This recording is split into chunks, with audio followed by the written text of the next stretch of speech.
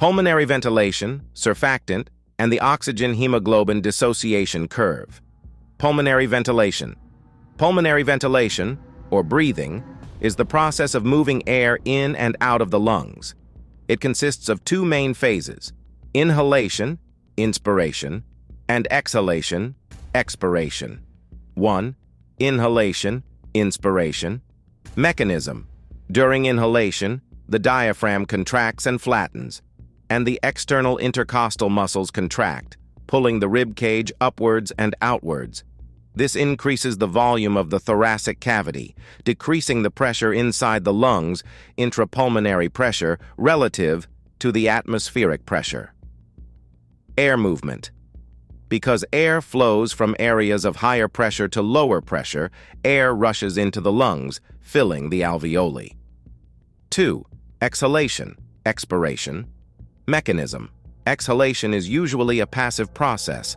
The diaphragm and intercostal muscles relax, allowing the thoracic cavity to decrease in volume. This increases intrapulmonary pressure, forcing air out of the lungs. Forced exhalation.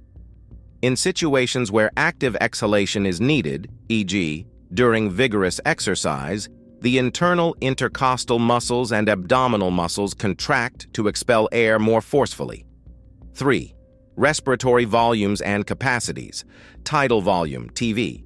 The amount of air inhaled or exhaled during a normal breath, typically about 500 millibars in adults. Inspiratory reserve volume, IRV. The amount of air that can be forcibly inhaled after a normal inhalation, approximately 3,000 ml in adults. Expiratory reserve volume, ERV. The amount of air that can be forcibly exhaled after a normal exhalation, around 1,200 millibars in adults. Residual volume, RV. The amount of air remaining in the lungs after a forced exhalation, usually about 1,200 millibars. This prevents lung collapse by keeping the alveoli open. Vital capacity, VC. The total amount of air that can be exhaled after a maximum inhalation, TV plus IRV plus ERV. Total lung capacity, TLC. The maximum amount of air the lungs can hold, VC plus RV. Role of surfactant in the lungs. Surfactant is a substance produced by the type II alveolar cells in the lungs. It plays a crucial role in maintaining lung function and preventing alveolar collapse. 1. Composition of surfactant. Surfactant is composed of lipids and proteins. The most significant lipid is dipalmitoyl phosphatidylcholine, DPPC, which reduces surface tension in the alveoli. 2. Function of surfactant. Reduction of surface tension. Surfactant reduces the surface tension of the fluid lining the alveoli, which makes it easier for the lungs to expand during inhalation. This also prevents the alveoli from collapsing, especially during exhalation. Prevention of atelectasis. Atelectasis is the complete or partial collapse of a lung or a section, lobe, of a lung. By reducing surface tension, surfactant helps to keep the alveoli open, thereby preventing atelectasis. 3. Clinical importance: infant respiratory distress syndrome, IRDS. Premature infants may suffer from IRDS due to insufficient surfactant production, leading to collapsed alveoli and severe breathing difficulties. This condition is often treated with surfactant replacement therapy. Oxygen-hemoglobin dissociation curve. The oxygen-hemoglobin dissociation curve is a graph that describes the relationship between the partial pressure of oxygen, PaO2, and the oxygen saturation of hemoglobin, SaO2. 1.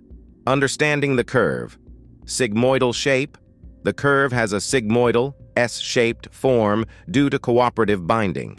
As one molecule of oxygen binds to hemoglobin, it increases the affinity of hemoglobin for the next oxygen molecule.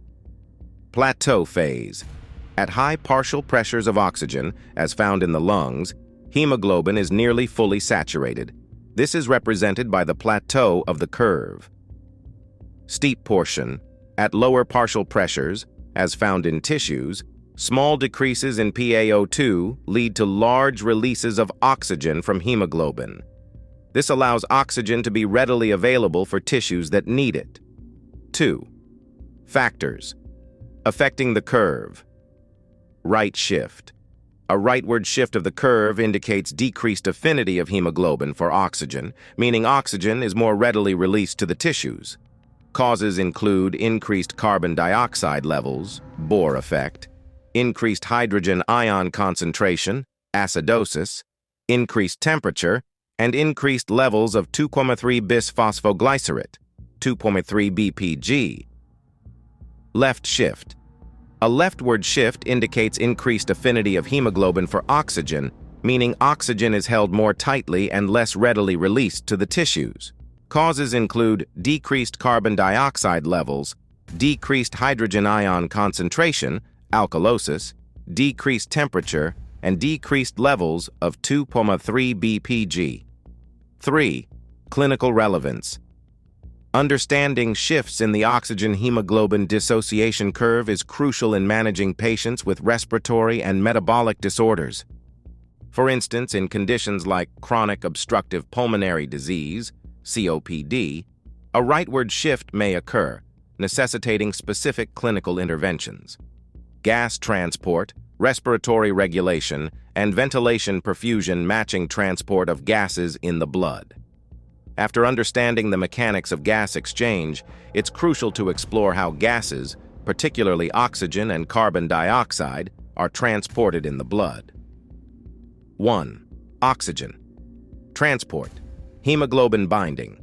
The majority of oxygen in the blood, about 98.5%, is transported bound to hemoglobin in red blood cells. Each hemoglobin molecule can carry 4 oxygen molecules, binding to the iron atoms within the heme groups. This binding is influenced by partial pressure of oxygen, PaO2, as well as factors such as pH, temperature, and levels of 2.3-bisphosphoglycerate, 2.3 BPG. Dissolved oxygen. A small percentage of oxygen, about 1.5%, is dissolved directly in the plasma. This dissolved oxygen is crucial as it contributes to the partial pressure of oxygen in the blood and facilitates diffusion into tissues. 2. Carbon dioxide transport, bicarbonate ions, HCO3. The largest proportion of carbon dioxide, about 70%, is transported in the form of bicarbonate ions. This conversion occurs within red blood cells through the enzyme carbonic anhydrase, which catalyzes the reaction between carbon dioxide and water to form carbonic acid, H2CO3, which quickly dissociates into bicarbonate ions and hydrogen ions. Carbaminohemoglobin. About 20–30% of carbon dioxide is bound to hemoglobin, forming carbaminohemoglobin. This binding occurs on the amino groups of the globin chains and does not compete with oxygen binding sites on the heme groups. Dissolved carbon dioxide. A small portion of carbon dioxide, about 7 to 10%, is dissolved in plasma. Like dissolved oxygen, this dissolved carbon dioxide contributes to the partial pressure of carbon dioxide in the blood and is crucial for gas exchange in the lungs. Regulation of respiration. Respiratory regulation ensures that the body maintains proper levels of oxygen and carbon dioxide, adapting to different conditions such as exercise, altitude, and illness. 1. Neural regulation. Medulla oblongata. The medulla contains the respiratory centers responsible for the basic rhythm of breathing. The dorsal respiratory group, DRG, primarily controls the muscles involved in inspiration, while the ventral respiratory group, VRG, is active during forced breathing. Pons. The pons contains the pneumotaxic center, which helps regulate the transition between inhalation and exhalation, and the apneustic center, which stimulates deep, prolonged inhalation. 2. Chemical regulation. Central chemoreceptors. Located in the medulla oblongata, these chemoreceptors are sensitive to changes in the pH of cerebrospinal fluid, CSF, which reflects carbon dioxide levels in the blood. An increase in carbon dioxide, leading to a decrease in pH, stimulates an increase in the rate and depth of breathing to expel more carbon dioxide. Peripheral chemoreceptors. Located in the carotid bodies and aortic bodies, these chemoreceptors respond primarily to changes in blood oxygen levels, and to a lesser extent, carbon dioxide and pH levels. A significant drop in blood oxygen levels triggers an increase in ventilation. 3. Other influences: higher brain centers. The cerebral cortex can voluntarily override the automatic breathing control to a certain extent, e.g., holding your breath or deep breathing during meditation. Proprioceptors. During physical activity, proprioceptors in muscles and joints send signals to the respiratory centers to increase ventilation in anticipation of increased oxygen demand. Baroreceptors. These are pressure sensors in the blood vessels that can influence respiration indirectly through their effects on blood pressure. Ventilation perfusion. Matching. Ventilation perfusion, VQ matching, is the process by which the air reaching the alveoli, ventilation, and the blood reaching the alveoli, perfusion, are optimally matched to maximize gas exchange. 1. Ideal VQ ratio. An ideal VQ ratio is 1, meaning that ventilation and perfusion are perfectly matched. However, this is not always the case in all parts of the lung. Typically, in a healthy lung, the VQ ratio is slightly higher at the apex, top, of the lungs, and slightly lower at the base, bottom, due to gravity's effect on blood flow. 2. VQ mismatch. Low VQ ratio, shunt, occurs when there is perfusion without adequate ventilation. This can happen in conditions like pneumonia, where alveoli are filled with fluid, or in chronic obstructive pulmonary disease, COPD, where airflow is obstructed.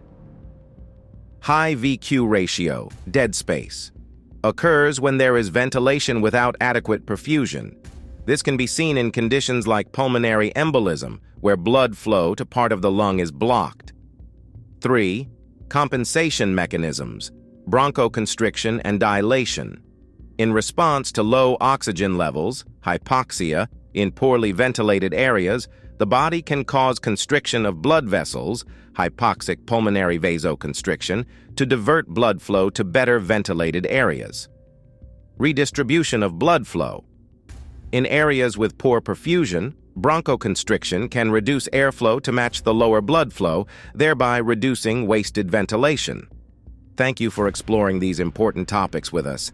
If you found this session useful, please like, subscribe, and turn on notifications to stay updated with future content. Don't forget to share this video.